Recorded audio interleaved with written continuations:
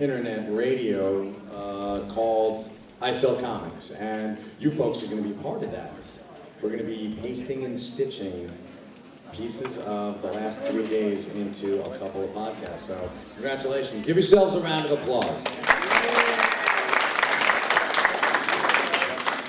So basically before this con, the organizers asked us to go through our list, pick out people that you would love to interview, and we'll see if we can make it happen. And one of them is here right now. Coming in right now, George's Jeanty. You might know him from Buffy the Vampire Slayer season 8 and 9, The Guild, Gambit, The American Way. Yeah, take your pick. How's this? How's this? As far away from Bryan as possible. Yeah, we have another guy who's got a big beard.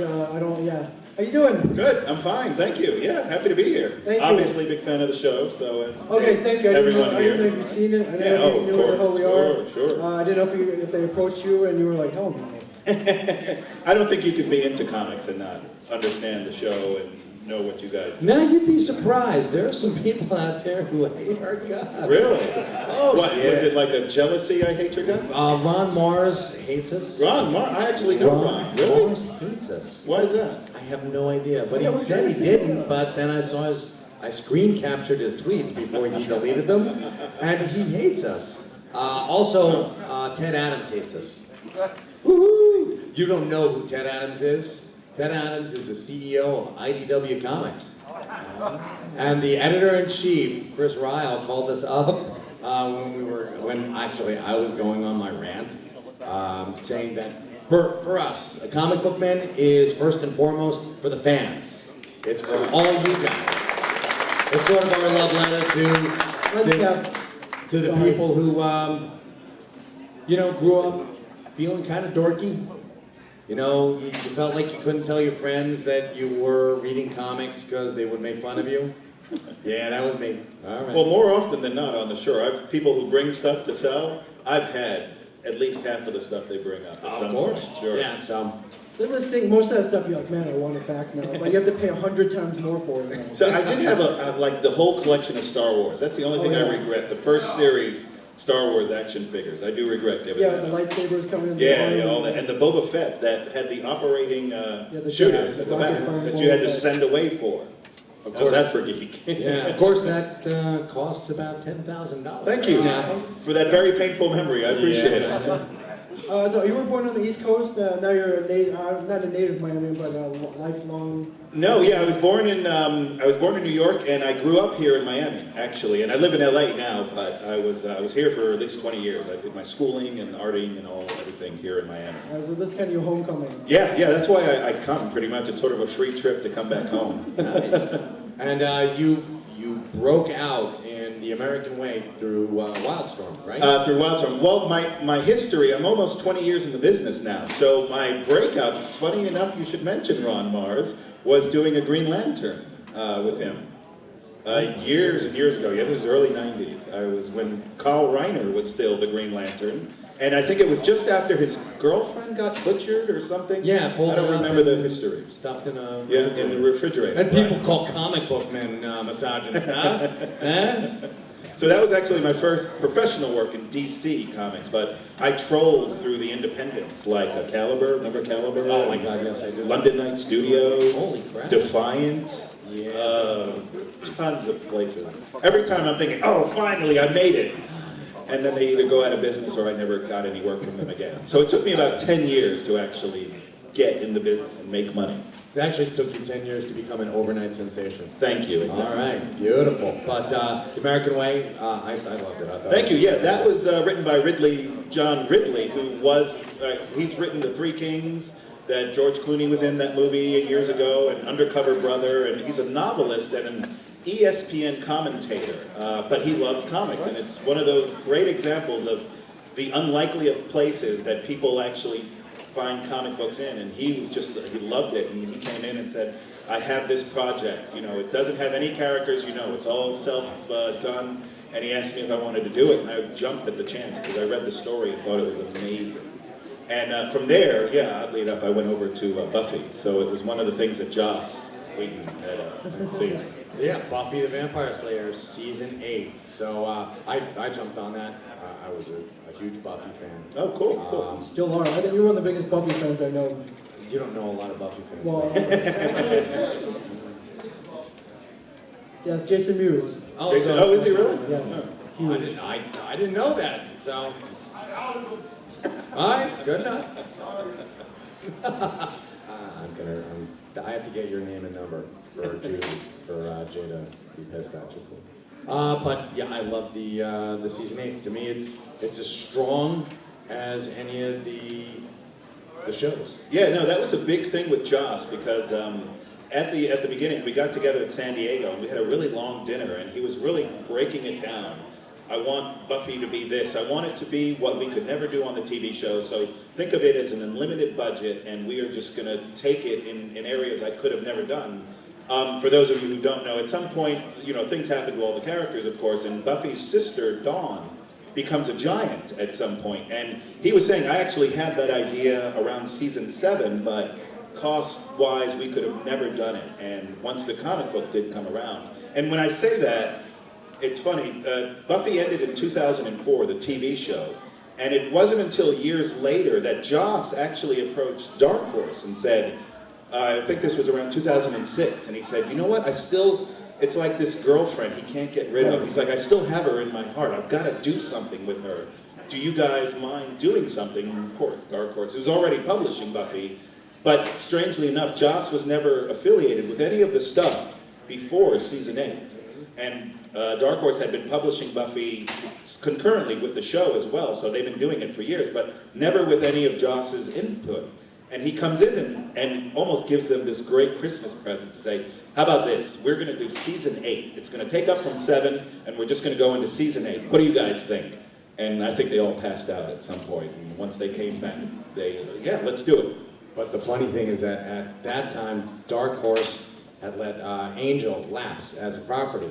Yeah, they went over to IDW. Right, it's a funny, I don't know the specific, I don't think anybody really wants to say what really happened, but, and it's funny, because I was asking Joss, because I didn't know either, and he said, well, let's just say somebody got caught sleeping, and IDW was wide-eyed enough to come in and take the property and go from there, so. Well, they probably didn't think there was any...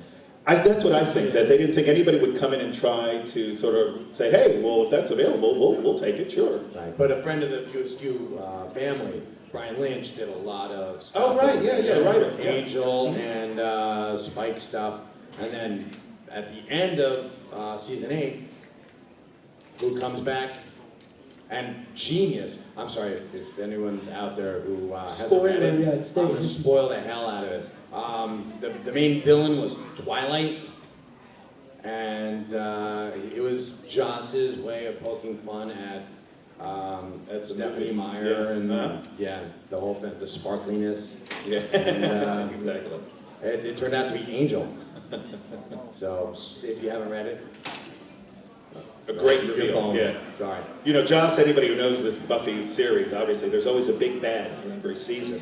And Twilight was that big bad, and the great reveal was he wore a mask, and you didn't know who it was.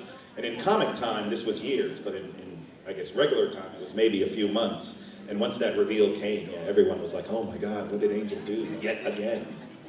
Yeah, I think it was great. I think the fans loved it even more. I think I read a quote by Joss that said, your art had a grace and power not seen since Muhammad Ali versus Superman. Did you really read that? I saw that somewhere, yeah. I saw, and it's one of those things, sometimes you get complimented so well you think you imagined it.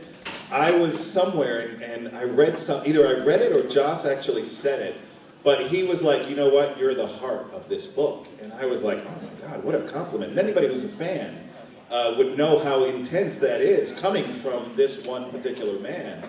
And I still, today, I wonder if I actually imagined him actually saying that, so. No, I think it's imprint somewhere. Yeah, it's imprint go all figure. over. That's good leverage, like season 9, you can't get a ball. Yeah, actually, funny you should say that. I did kind of use that. I said, can I have a raise if we go into the next season? That's pretty much a biggest, compliment, biggest.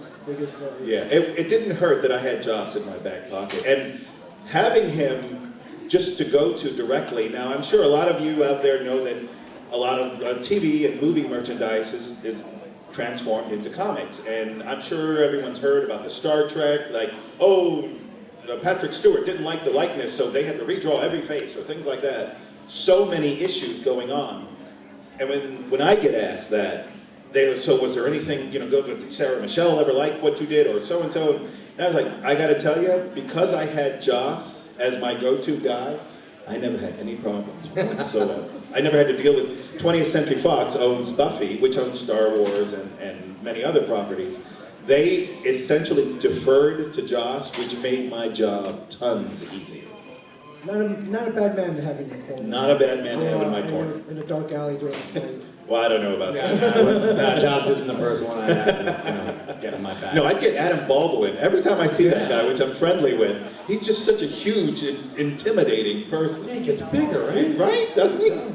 I met him for the first time at this con, and you look at him on TV, and he was standing next to David Boreanaz, who's, 6'2", David Boreanaz, and he dwarfs him. I'm like, holy crap, how big is this guy? Yeah, and that guy can 6'4". He can drink too. We were at a show in London, and I never saw him without a lager in his hand the whole time. So he can definitely put it back. Going from season 8, signing up for season 9, were there any changes in art that anybody demanded, or any input?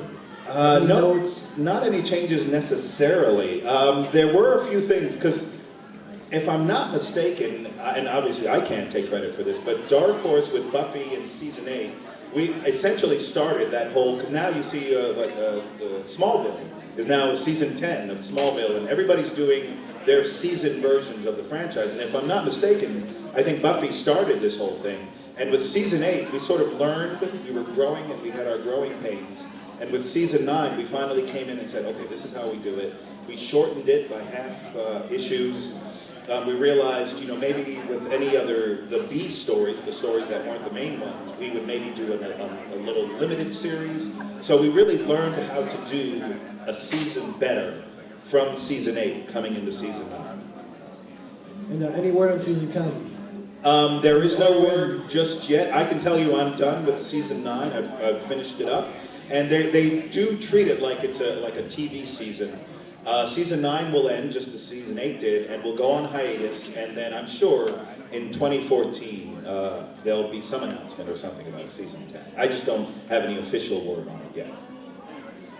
Very cool. What's on the horizon for you? On the horizon, I'm working. I'm actually doing some other stuff with Joss that unfortunately I can't speak about, which would be a great opportunity. They won't to say tell. stuff. Yeah. No, you guys See will that be guy quiet? in the back there? You sure? First show, I swear. I am doing a one-shot for DC. They have in September their Villains Month. Yes, it's that they're doing. Villains Month. I am doing the Joker's Daughter for that particular one. Nice. So in September, at some point, I'm not 100% sure of her background, so I'm sort of going into it blindly. But I'm about halfway done with that one. Are you familiar with the concept of the character from back in the... Now, is that Dwella? Who was the Dwella, character? Because in this, I didn't even know this, the Joker had his face torn off or something? He cut his own face off. He cut his own face off. Yeah. Now, I know he's crazy and that's the rational, but why would you do that? Because he's crazy and that's the rationale. Anybody have a better one? Okay. Well, I know she eventually finds this face, skin, whatever, and puts it on, and that's like her persona now. So that's as much as I know of the character. That's so weird. I mean, you gotta figure, if you cut your own face off, it would kind of stink, right? After a while, it would smell, wouldn't it? And she's wearing it like it's a mask, and it empowers her. But It's going a little far. I'm sure it does. it's what? It's cuter? It's cured. Oh, cured. Sort of like Texas Chainsaw? Alright, so she's Joker face. But apparently is her face disfigured though, her actual face? It was never in the No? comics, Okay. I mean, Yeah, like I said, I don't know the history of the character, so I'm not sure. okay. Somebody said she was part of the Titans though? She was back in the day, back in the late 70s. She was a member of the Titans. But before what, that. like an earlier version of Harley Quinn or? Actually, that was her name, Harley Quinn. Oh, it was? Yeah, she was a Teen Titan for about 20 minutes, and she dressed up. This is the creepiest thing. She dressed up exactly like the Joker, and she did stuff out of Gotham. Now, if you're a Gotham cop and you know what the Joker looks like, purple suit, green hair, you're not looking for boobs, right? You're not gonna not shoot somebody because they've got boobs. So you're just taking your life in your hands, being a good guy dressed up like the Joker. I don't think that's one you can take back. Interesting. Okay. Wow. And I think that also commemorates DC's, you know, the new 52. That'll be their second year anniversary. Is why they're doing all of the villains. So yeah, it's going to be their first inter-company crossover. Oh, they're doing Yeah, because what I am doing really is all in Gotham City, so nothing's going on. I think it's called Villains Unite, and it's, the secret society is coming to the fore. And there's going to be a death in the Justice League to check it all out. Somebody was telling me, that there's speculation about Nightwing or something like that. Wow, really? Is that right? Yes. Uh-oh. I mean, I heard. I don't I know. think I heard Please, don't this too. anybody quote me. No, Well- I think you might be right. Spoilers for anyone who hasn't played the... Nah, I'm not going to. Oh, does he die somewhere? He does die somewhere, but I'm not going to tell you where. Interesting. I had a dream last night, folks, and apparently died. Then I woke up and thank God it was all a dream. It was all a horrible, horrible dream. This is a question I've been asking only because you have a pretty cool job now. Do you remember the worst job you've ever had? We asked Dave Gibbons, and he said something about he used to work in an old folks' home and had to bathe old men, Oh, and how it really didn't sound as bad as it sounded. But yeah. So, Did you ever bathe an old man? No, not willingly. not yet. I don't think he did it willingly. Actually, before I get to that, I read somewhere that you were at a crossroads. You were trying to decide between art and acting. Wow, you did do your I research. tried. Interesting. I tried. I did actually, and I you know how when you graduate college and you're like, all right, what do I want to do with my life? You know, it's the way your 20s more or less. Yeah. But when you really start to get serious, you're like, all right, what am I going to do? And I really did. I thought, well, in high school I was very charismatic, and I was out there and I did the plays and all that. And I thought, well, this is really cool. But I also was an artist. I really loved to draw, and I'm from the John Byrne, Walt Simonson era. You know, the Frank Miller, all of the really great stuff that we look back at now. That was happening at the time. And I thought, well, that's what I really would like to do too. Oh, what do I do? And then I did my research and I found, you know, like only 10% of all actors are actually working actors. And I thought, I don't want to be that 90% working in a restaurant saying, hey, I'm trying to be an actor. I thought my chances were a lot better in comic books. So I guess for lack of a better reasoning, I went the comic route because I thought it would be easier for me to succeed in. It's a pretty good fallback though, acting. Like, So- you still could do it. Although, I will say, anybody out there who's trying to do comics or draw, I'm an artist, I do infuse what I learned in acting into the comic books, because I'm always, especially with, and I think this is what Joss liked a lot, I'm always asking, well, what's Buffy's motivation, or what's Willow's motivation, or whomever, and, you know, what are they emoting, like, where would they be, and having done the book and having the reference from all of these episodes, I really tried to take the nuances of the actors and infuse that into the comic book. And it's always a joy whenever somebody comes up to me saying, oh, I love your work, and I love this little thing that you did, that Xander actually does that. He is so that. And I think, wow, that just made my day, because that is something I really take a lot of pains to do, more so because I was an aspiring actor, and I know you should always, in acting, they always say, you should use, even if you're not the main focus of that scene and you're not saying anything, you should be doing something or have something in your head that you're focusing on, not just sitting there waiting for somebody else to say their line so you can say yours. And I tried, for lack of a better word here, I try to make my characters act when I draw comics. So I'm always thinking of what's their motivation. Fantastic. I'm actually very glad you chose the comic book. Well, thank you. I appreciate that. Yeah, especially since you gave everybody another 2 seasons of Buffy that they never would have had. Exactly. Well, you know, I as much as I like to give myself credit, it would have happened without me or with them. Yeah, but it's much better with you. So. I'm going to agree with you. Yeah, but you know, if Adam Hughes had done it, I wouldn't have minded that either, to be honest with you. Do we have any questions from the floor? Oh, Q&A as well. Yeah, we can take a couple. Stand up and be counted. You want to turn that on? Up, Wow. You want to talk into the microphone? up, it goes up. Up, the switch goes up. Oh, now There you're you go, on. there you go. There we go. When you first started in the industry, what is some of the best constructive criticism that you've ever received? The best constructive criticism, actually, was nothing about the art, was treat it like a job. And I didn't get that at the beginning, but it's funny, as I'm now a professional and people are coming up to me asking me that question, I realize what that meant. You treat it like a job. Everybody loves, I mean, everybody here, I guarantee you, when you guys were kids, everybody drew. Everybody had a pencil in their hand when you were 4, 5, 6, 7, 8 years old.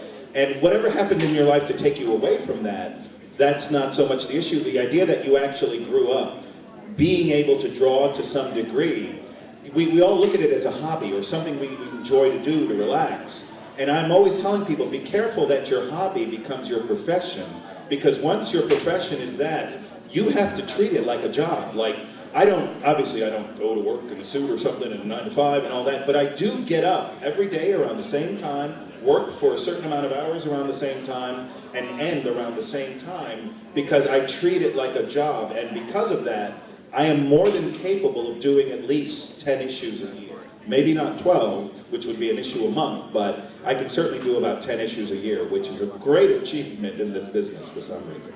So that was probably the great advice I had. It had nothing to do with how talented I was. It was just treat it like it's a job, and you'll know, you'll always have work, pretty much.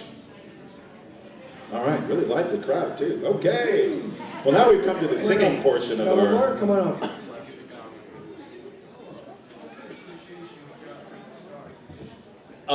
How did my association with Joss Whedon start? This actually makes me look a lot better than it should. I was doing The American Way, and I got a call from the editor of Dark Horse, Scott Alley, and he was like, hey, my name is Scott Alley, I know we don't know each other, but Joss Whedon is doing this thing, I'm sure you've heard of it, it's called Buffy the Vampire Slayer, and he wants to do season 8 in comic book form, and he's really interested in having you be the artist on that. And I'm reading it because, as you know, when somebody approaches you for a job, you're kind of like, oh, okay, whatever.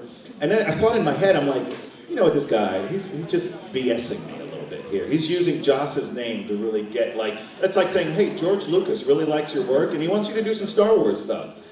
So I wrote back to him going, hey, I would love to talk to you about that, sure, but that's a little heavy-handed that you are using Joss's name so freely. You don't have to go that far for me.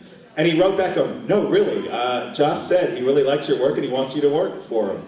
And maybe my head was a little bigger that day. I wrote back saying, you know what, if Joss wants me to work for him, have Joss get in touch with me. Thinking I called his bluff, and he was like, okay, you got me. I didn't really. Next email I got was Joss Whedon saying, hi, my name is Joss Whedon, and really, I do love your work, and I would love to work with you. And of course, I think that was the most humble pie I've ever eaten, writing back to a gentleman going, oh my God, I love Buffy, and oh, I would love to work for you. And the funny thing was, I'd never seen an episode of Buffy in my life. I was aware of Buffy through pop culture, because everybody is, like you know Superman, but you may not have ever read a book. But I didn't know any of the specifics, and God, I was BSing my way that whole conversation. And I was like, I'm gonna catch up later, but I'm gonna make myself look as good as I can because I really want this gig. So that was why, yeah. Handpicked by Joss Whedon. Thank God you didn't ask for your favorite episode. I know. I didn't. I think I got Giles' name wrong. I kept calling him Giles. Yeah, this guy Giles. What does he do? It's like, it's Giles, not Giles. Tell him you've been reading the. I watch it with the sound off. Yeah, I was doing it phonetically. That's why. But thank you so much for being on. Thank you guys for having me. Appreciate it. This is very nice. Thank you.